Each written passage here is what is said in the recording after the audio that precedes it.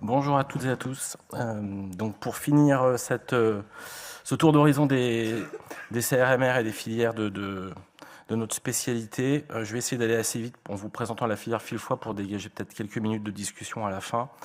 Donc quelques mots d'actualité concernant Fil-Foie. Donc il y a eu la relabellisation des filières.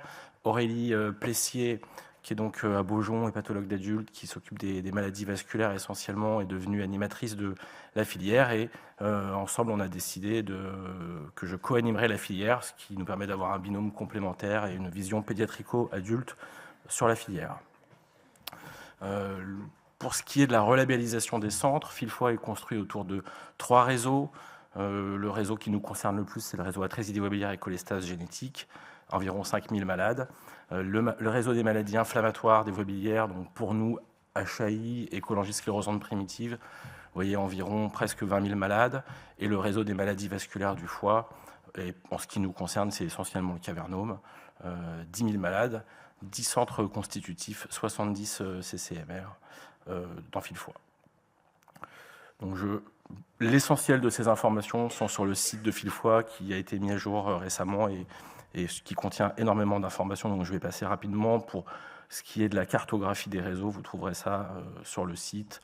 Pour ce qui est d'atrésie dévoyabilière et cholestase génétique, on s'est un petit peu étoffé avec des centres de compétences supplémentaires et des centres constitutifs supplémentaires. Donc on a été assez, je dirais, on a une relabellisation assez performante pour notre réseau pédiatrique.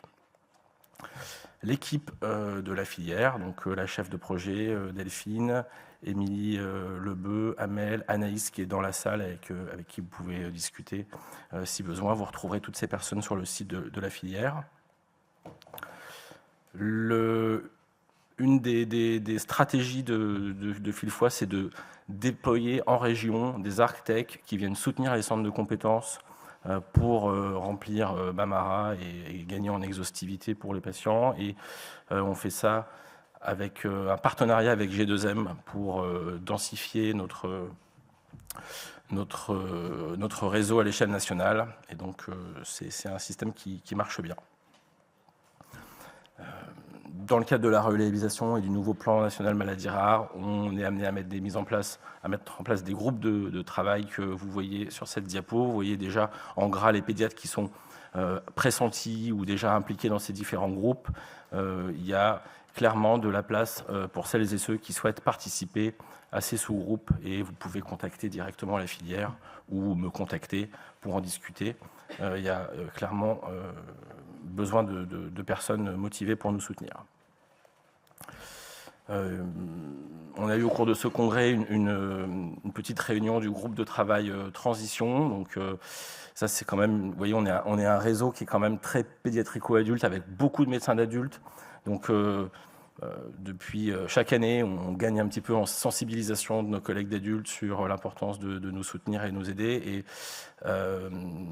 Et ce groupe transition porté par Teresa Desmartins à Lyon, Teresa Antonini pardon, à Lyon, et constitue vraiment un objet qui nous permet de bien travailler entre pédiatres et médecins d'adultes et est en train de se développer avec un groupe de travail formalisé et des projets en cours.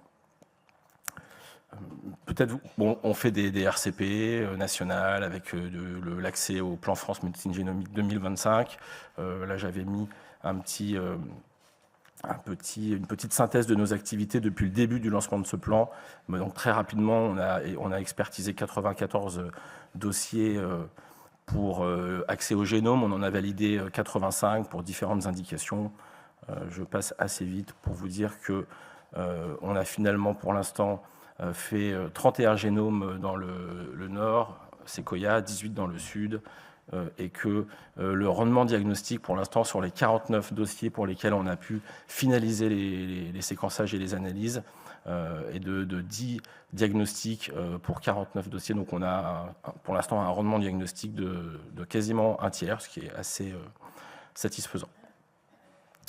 Un tout petit mot pour vous dire qu'on va lancer un registre national des cholestases génétiques qui va devenir un outil de travail pour différents projets de recherche,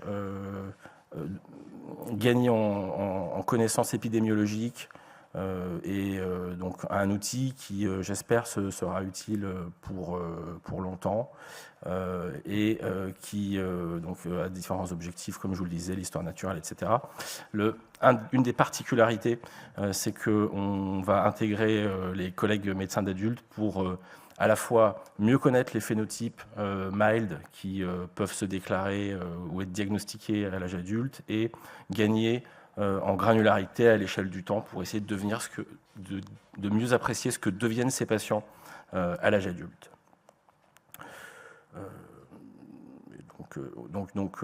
Voilà, je passe rapidement le calendrier de ce registre. Donc on a déjà fait l'ICRF, on a différents contrats de partenariat qui sont en cours avec probablement un soutien de l'industrie qui va être significatif pour nous aider.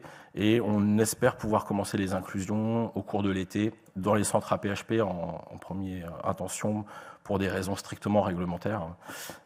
Et dès qu'on aura obtenu les accords avec les partenariats avec les différents CHU en province, APHP et les CHU de province, on pourra inclure les centres hors APHP.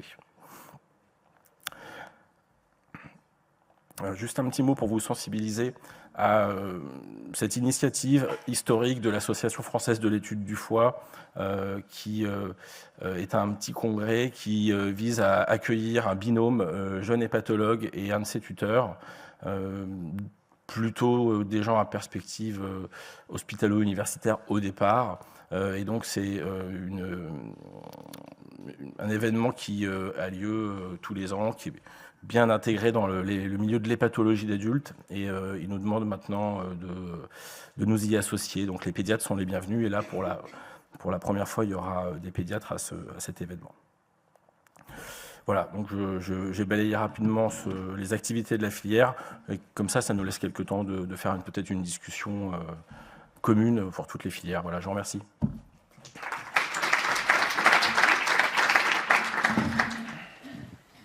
Je ne sais pas du coup s'il y a des questions, que ce soit pour mon réseau ou un autre. Oui, Emmanuel.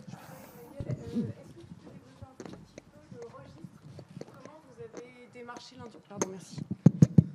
Oui, merci Emmanuel. Comment vous avez développé comment vous allez développer le registre? Comment vous avez créé des partenariats avec l'industrie? Qui va être propriétaire des données?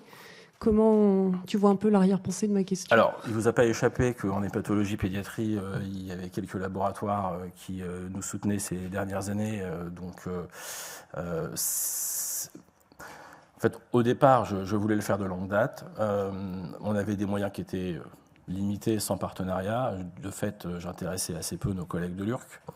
Et puis, finalement, les industriels se sont manifestés pour nous dire « on peut vous soutenir ». De fait, je suis retourné voir les collègues de l'URC. Mon dossier est passé de tout en bas de la pile à tout en haut de la pile.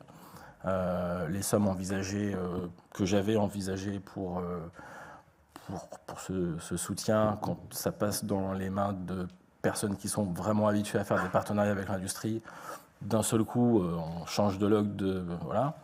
Et de fait, donc en fait, en résumé, ce qui booste, c'est le fait d'avoir du soutien financier d'un laboratoire avec des sommes assez conséquentes, suffisamment conséquentes pour intéresser les URC. Voilà.